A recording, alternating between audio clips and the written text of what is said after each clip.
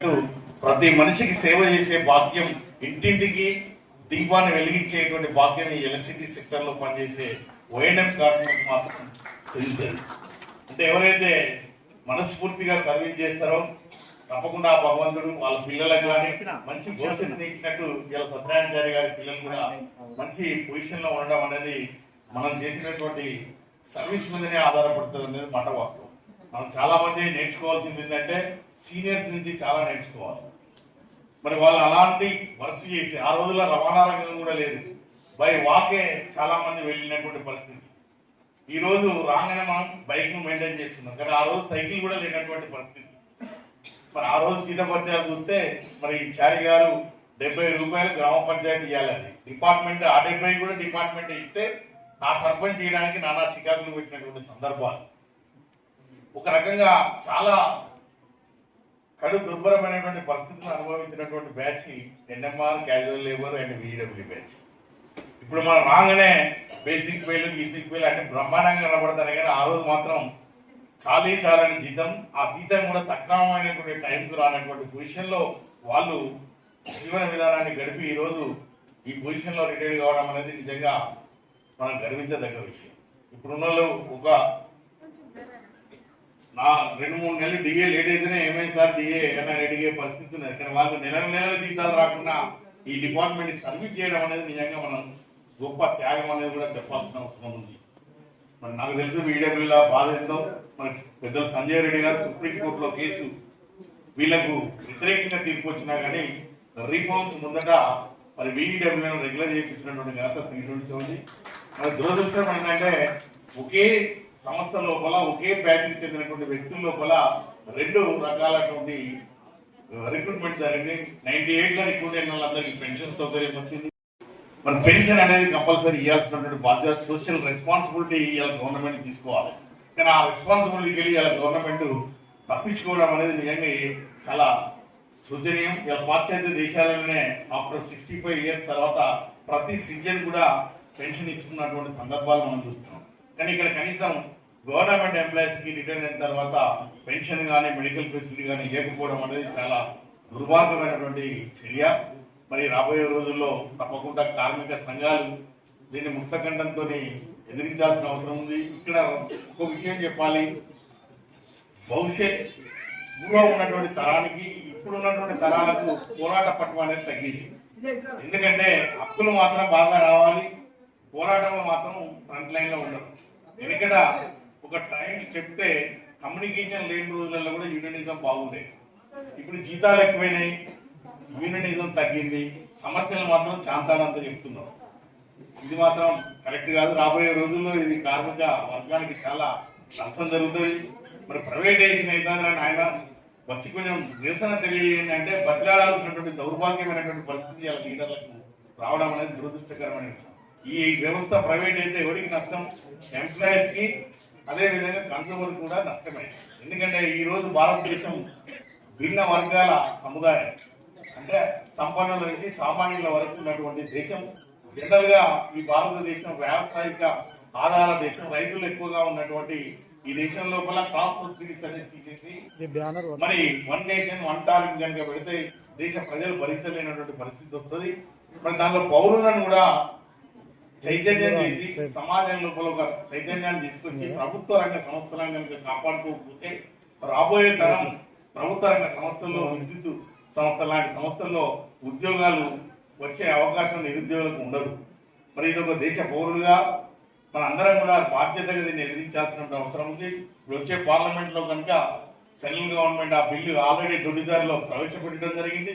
రేపు రాబోయే రోజుల లోపల ఈ ఎలక్ట్రిసిటీ సెక్టర్ మొత్తం కూడా రాష్ట్రాల హక్కులను అన్ని కూడా హరించి కేంద్రమే హస్తగతం చేసుకుని మొత్తం సెంట్రల్ గవర్నమెంట్ కిందికి వెళ్ళిపోయే పరిస్థితి వచ్చింది. మరి మనలాగా నెక్స్ట్ తరం ఈ సంస్థల్లో ఉద్యోగాలుగా, అంటే రెగ్యులర్ ఉద్యోగులుగా కాకుండా కాంట్రాక్ట్ ఉద్యోగులుగా వచ్చే అవకాశాలు ఎక్కువగా ఉన్నాయి. కాబట్టి దీన్ని ఎదిరించాల్సినటువంటి బాధ్యత మనందరి మీద ఉంది. అదేవిధంగా ప్రైవేట్ అయితే రైతులు మాత్రం విద్యుత్ కార్మికులను భరించే పరిస్థితిలో ఉండరు. మరి అది కూడా మనం తెలియజెప్పాల్సినటువంటి బాధ్యత మన మీద ఉంది. మరి ముఖ్యంగా ఈరోజు మరి చారి గారు చేసినటువంటి సేవలు వాస్తవంగా చాలా శ్లాఘనీయం. మరి అలాంటి వారిని మనం స్మరించుకోవాలి, వాళ్ళ నుంచి మనం నేర్చుకోవాల్సింది ఎంతో ఉంది. ఇప్పుడు ప్రతి ఒక్కరు కూడా కష్టపడే తత్వం తగ్గి స్టైలింగ్ జాబ్కి వచ్చారు. మరి వెనకడ వాళ్ళు చేసినటువంటి సేవ చూస్తే చాలా ఎన్ఎంఆర్ నుంచి casual labour VW batch retired అయ్యే వరకు కూడా వాళ్ళు పోలేకే పరిస్థితి, శారీరక దారుణ్యం ఆ విధంగా వాళ్ళకు నిర్మాణంగా ఉంది. ఇప్పుడు వచ్చిన వాళ్ళని బయట పోలేకే వరకు అలసిపోయే పరిస్థితి. మరి ఇప్పుడున్న వ్యవస్థ కూడా మార్పు వచ్చింది. ఎందుకంటే ఇంతమంది టెక్నోక్రాట్స్ ఉన్నటువంటి ఈ డిపార్ట్మెంట్ లో హోల్ డిజైన్ కూడా చేంజ్ చేయకపోవడం అనేది దురదృష్టకరమైన విషయం. ఎందుకంటే మారుతున్నటువంటి సాంకేతికతను అందిపుచ్చుకోవాల్సినటువంటి బాధ్యత టెక్నోక్రాట్స్ మీద ఉంది. మరి దాని మీద ఎవరు కూడా దృష్టి పెట్టడం లేదు. మన 327 చాలా సందర్భాలలో చాలా వేదికల మీద ఈఆర్సీలో కూడా దీని మీద డిస్కస్ చేయడం జరిగింది. మనిషికి ప్రమాద రహితమైనటువంటి వాతావరణాన్ని కల్పించింది. ఇది అసలే ప్రమాద రహితమైనటువంటి సెక్టర్. దీనిలో ప్రమాదాలు జరగకుండా చూసుకోవాల్సినటువంటి బాధ్యత యాజమాన్యాల మీద ఉన్నదని తెలియజెప్పడం జరిగింది.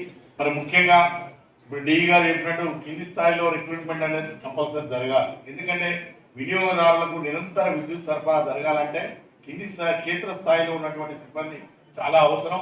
ఇది ఎందుకంటే రిమోట్ తో పనిచేసేది, సిస్టమ్ తో పనిచేసేది కాదు. తప్పకుండా వినియోగదారులకు సేవలు అందించాలంటే క్షేత్రస్థాయి సిబ్బంది అనేది చాలా అవసరం. మరి తప్పకుండా జనవరి లోపల నోటిఫికేషన్ ఇచ్చే అవకాశాలు తప్పకుండా ఉన్నాయి. మరి భారీ ఎత్తున రిక్రూట్మెంట్ 2500 జూనియర్ లైన్మెన్ మన ఎంపీడీసీఎల్ కంపెనీలోనే రిక్రూట్మెంట్ అయ్యే అవకాశం ఉంది. మరి మన నిరుద్యోగులు కానీ మనకు తెలిసినటువంటి వాళ్ళందరికీ కూడా చెప్పండి, ఇప్పటి నుంచే ట్రైనింగ్ ఇవ్వమనండి. తప్పకుండా ప్రిపేర్ కావాల్సినటువంటి అవసరం ఉంది. అదేవిధంగా భారీ ఎత్తున సబ్స్టేషన్లో కూడా రిక్రూట్మెంట్ చేయమని చెప్పడం జరుగుతున్నది. అతి త్వరలోనే జేఏసీ ఏర్పడుతుంది. నెక్స్ట్ వేజ్ రివిజన్ కూడా ఉంది కాబట్టి తప్పకుండా ఆపరేటర్స్ రిక్రూట్మెంట్ మీద కూడా తప్పకుండా దృష్టి పెడదండి. లక్షల కోట్ల రూపాయలు పెట్టి సబ్స్టేషన్ కట్టి మ్యాన్ పవర్ ఏర్పడడం అనేది చాలా దురదృష్టకరం.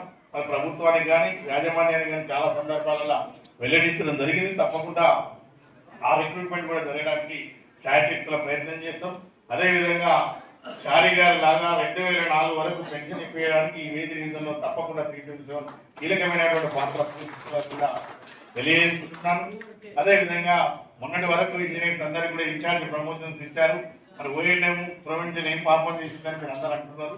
పాపం లేదు. తప్పకుండా హైయర్ క్యాడర్ పూర్తి ఇవ్వడం జరిగింది. తప్పకుండా ఈ కోడ్ కాగానే మరి అందరికి కూడా ప్రమోషన్ ఇస్తారు. మీరు చేయాల్సింది నాయకులు కానీ ఆఫీసర్స్ కానీ డిపిసికి సంబంధించినటువంటి ఏఆర్స్ అన్ని కూడా తెప్పించుకొని ఏ మాత్రం అశ్రద్ధ లేకుండా 17 వరకు రెడీ ఉంటే మీకు 17 నాలుగు గ్రీన్ సిగ్నల్ వస్తుంది. మరి దయచేసి మళ్ళీ 17 తర్వాత మళ్ళీ ఇవన్నీ కాల్పన చేయడం కాకుండా మీరు అన్ని కూడా రెడీ పెట్టుకోవాల్సిన బాధ్యత, రెడీ చేయాల్సినటువంటి బాధ్యత మా నాయకుల మీద, మా అధికారుల మీద ఉంది. తప్పకుండా చేయండి. మరి అందరికి కూడా ప్రమోషన్ అనేది చాలా, ఎందుకంటే యాంగ్జైటీగా ఉంటారు. ప్రతి వ్యక్తికి కూడా చాలా మంది ప్రమోషన్ లేకుండా ఈ కోర్టు కేసు వల్ల రిటైర్ కావడం కూడా జరిగింది. మరి చాలా దురదృష్టకరం. మరి తప్పకుండా ఇప్పుడు వచ్చిన అవకాశాన్ని ఎవరు కూడా సద్వినియోగపరచుకోవాలి. మరి తప్పకుండా అందరు అధికారులు కూడా ఎస్సీ లెవెల్లో పెట్టే డిపిసీలు కానీ డీడీ లెవెల్లో పెట్టే డిపిసీలకు కానీ అందరూ కూడా సిద్ధంగా ఉండాలని తెలియజేసుకుంటున్నాను. మరి ముఖ్యంగా కార్మిక మిత్రులను కోరుకునేది ఒకటే, రాబోయే వేతన సవరణ అంత ఈజీగా రాదు. చాలా ప్రమాదకరమైనటువంటి గంటికలు ఈ వేతన సవరణలో కనపడుతున్నాయి. ఎందుకంటే మన యొక్క మాస్టర్ స్కేల్ ని లిమిట్ చేసి అక్కడి వరకు ఎండింగ్ చేసే అవకాశం ఉంది. రాబోయే రోజుల్లో మరి మనకంటే ఎక్కువ ఇంజనీర్స్ అయితే ఇమీడియట్ ఎఫెక్ట్ పడే అవకాశం ఉంది. ప్రతి ఇంజనీర్ కూడా మాస్టర్ స్కేల్ లిమిట్ దాటి ఉన్నారు. మరి వాళ్ళని కనుక ఆ లిమిటే చేస్తే చాలా బేసిక్ పై నష్టపోయి పెన్షన్లో చాలా డ్యామేజ్ అయ్యే అవకాశం ఉంది. కాబట్టి దీన్ని ఎదుర్కోవాల్సినటువంటి బాధ్యత మరి కార్మిక సంఘంగా, కార్మిక నాయకుల అందరి మీద ఉంది. మరి తప్పకుండా పోరాటం చేస్తే తప్ప మరి వచ్చే వేతన సవరణ సాఫీగా రాదు అనేది మాట వాస్తవం. మనం గత వేతన సవరణ లోపల సింగిల్ మాస్టర్ స్కేల్ సాధించుకోవడం వల్ల ఇమీడియట్ ఎఫెక్ట్ ఇప్పుడు వర్కర్స్ పడకపోవచ్చు, కానీ నెక్స్ట్ ఫ్యూచర్ వేజ్ రివిజన్ లో మాత్రం అది ఎఫెక్ట్ పడుతుంది. కాబట్టి ఇప్పుడు మనకేమో అవసరం అనుకోకుండా అందరం కలిసికట్టుగా ప్రయాణం చేస్తే ఆ మాస్టర్ స్కేల్ కనుక ఎన్హాన్స్ చేయగలిగితే తప్పకుండా ఆ ప్రమాదాన్ని మనం అధ్యయచ్చు. రేపు రాబోయే రోజుల్లో సెంట్రల్ గవర్నమెంట్ కూడా పెన్షన్ రూల్స్ ను మారడానికి ప్రయత్నం చేస్తుంది. ఎందుకంటే ఇంత పెన్షన్ ఇవ్వడం ఆర్థికంగా భారం పడుతుందనే ఉద్దేశంతో కమిటీషన్ కానీ పెన్షన్ కానీ రిస్ట్రిక్ట్ చేసే ఆలోచనలు సెంట్రల్ గవర్నమెంట్ చేస్తుంది. మరి ఉద్యోగ కార్మిక వర్గం అంతా కూడా ఒక తాటి మీద ఉండకపోతే భవిష్యత్తులో ఈ ప్రభుత్వాలతో చాలా ఇబ్బందికరమైనటువంటి సమస్య ఏర్పడే అవకాశం ఉంది. ఎందుకంటే సమాజం లోపల మనమే కానీ ఎవరైనా కానీ ఇన్ని లక్షల కోట్ల ట్యాక్సీలు కడుతున్నాం, మరి గవర్నమెంట్ మనకు రిటర్న్ ఇచ్చేది మాత్రం ఏమి లేదు. మరి ఇది చాలా దురదృష్టకరం. ఏ సమాజంలో ఏ వ్యక్తి అయినా ఏ పౌరుడైనా ఒక 60 ఏళ్ల వరకు శారీరకంగా శ్రమించగలుగుతుంది తప్ప ఆఫ్టర్ 60 years తర్వాత ఆ యొక్క పౌరుల్ని ఆదుకోవాల్సినటువంటి బాధ్యత సోషల్ రెస్పాన్సిబిలిటీ కింద ఈ ప్రభుత్వాల మీద ఉందనే మాట వాస్తవం. దీన్ని ప్రతి ఒక్కరు కూడా గుర్తించాలి. ఇలా రైతుకు కానీ 60 ఏళ్ల తర్వాత మన వ్యవసాయం ఏమంటే చేయలేని పరిస్థితి, వాటికి కూడా తప్పకుండా సోషల్ సెక్యూరిటీ కింద పెన్షన్ ఇవ్వాల్సినటువంటి బాధ్యత ప్రభుత్వాల మీద. ప్రభుత్వాలు చేసే దుబారాన్ని కనుక తక్కువ చేయగలిగితే, ఉచితాలను కనుక బంద్ చేయగలిగితే డెఫినెట్ ప్రతి పౌరుడికి కూడా పెన్షన్ ఇచ్చేటువంటి బాధ్యత ప్రభుత్వాలకు వస్తుంది, అవకాశం వస్తుంది. ఇది మన సమాజంలో ఉన్నటువంటి పౌరులు కూడా మారాల్సిన అవసరం ఉంది. మనం డబ్బులకు ఓట్లేసి వ్యక్తులను చూడకుండా సమాజం లోపల అంతా ఎట్లయిపోయిందంటే, ఇప్పుడు రాజకీయ నాయకులంతా సామాజిక సేవ చేసేవాడు ఎవరు కూడా సమాజంలో ఒక ఎమ్మెల్యేగా కానీ ఒక సర్పంచ్ కానీ గెలిచే పరిస్థితి, డబ్బులు ఎవరు మారితే వాడే గెలిచే పరిస్థితి వచ్చింది. అంటే సమాజం చాలా మారడానికి కారణం ఏంటంటే మనం అందులో ముఖ్య పాత్ర. సమాజం అంటే పౌరులు మారితే ఆటోమేటిక్గా సమాజం మారుతుంది. అందుకే సమాజ సేవ చేసేటువంటి దృక్పథం ఉన్నటువంటి వ్యక్తుల కనుక రాజకీయ అవకాశం ఇవ్వకపోతే నష్టపోయేది పౌరులు మాత్రమే, తప్పదు. అదేవిధంగా రాబోయే రోజుల్లో నాయకులు చెప్పిన విధంగా కార్మికులు కనుక వినకపోతే నష్టపోయేది మాత్రం కార్మికులు అన్నమాట వాస్తవం. ఎందుకంటే మాకు కూడా సర్వీస్ దగ్గర పడదు. ఇంకో 2 years కంటే ఎక్కువ 2.5 years ఐలేష్ కానీ నేను కానీ నరేంద్ర రెడ్డి కానీ దాదాపు అవుట్కమ్ అయ్యే పరిస్థితి వచ్చింది. మరి ఇప్పుడు ఉన్నటువంటి నాయకులను చూస్తే ఏ నాయకుడికి కూడా ఓపిక లేదు, సమస్యల మీద అవగాహన లేదు, నేర్చుకుందామనే ఆసక్తి లేదు. మరి రాబోయే రోజుల్లో మంచి లీడర్షిప్ లేకపోతే ఈ వ్యవస్థ కుప్పకూలిపోయే పరిస్థితి వస్తుంది. మరి తప్పకుండా మీరు కూడా అర్థం చేసుకోవాలి. తప్పకుండా అన్ని విషయాల మీద అవగాహన ఉండాలి. నేను చెప్పిన ప్రతి మాటను మీరు స్వీకరిస్తే తప్పకుండా చేసేవాడికి కూడా చేయాలనే ఆకాంక్ష కలుగుతుంది. సరే, ఏదేమైనా ఇప్పటికే కాలాతీతమైంది.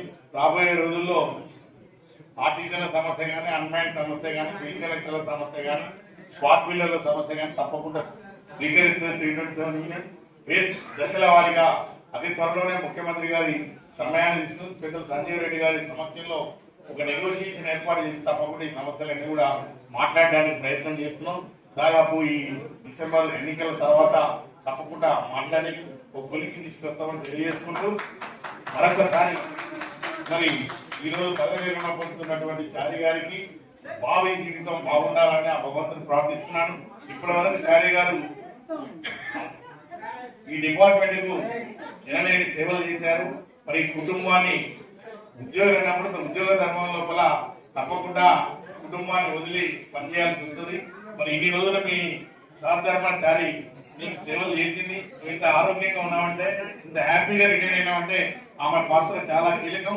మరి మీరు కూడా ఆమెకు సర్వీస్ చేయాల్సినటువంటి అవసరం ఉంది. తప్పకుండా ఆమెకు సర్వీస్ చేయండి. మొత్తం మీ కుమారులు చెప్పారు, ఇప్పుడు డాడీ నువ్వు ఎంజాయ్ చేయమని చెప్పారు. తప్పకుండా మీరిద్దరు మంచి వివాహ యాత్రకి వెళ్ళి మంచిగా హ్యాపీగా ఎంజాయ్ చేసి మనవరాలతో హ్యాపీగా ఉండాలి. ఎందుకంటే ప్రతి ఉద్యోగి రిటైర్మెంట్ అనేది తప్పదు. రిటైర్మెంటే ఈ రోజులలో నాకు తెలిసినంత వరకు బెస్ట్ హ్యాపీ. ఎందుకంటే ఊరికే టెన్షన్ తోని అన్ని సెక్టర్స్ వేరు, ఎలక్ట్రిసిటీ సెక్టర్ వేరు, క్షణం కరెంట్ పోతే ఆగే పరిస్థితులు లేదు. మరి అలాంటి దాని నుంచి ఇలా రిలీఫ్ అయినటువంటి మాట వాస్తవం. హ్యాపీగా రిటైర్ అయినా నువ్వు ఏమాత్రం అయ్యో రేపు ఉద్యోగం లేదనేటువంటి మానసికమైనటువంటి వేదకు దూరమై హ్యాపీగా ఎంజాయ్ చేయాల్సినటువంటి అవసరం ఉంది కుటుంబ సభ్యులతో. మరి వన్స్ అగైన్ నీకు హ్యాపీ రిటైర్మెంట్ లైఫ్.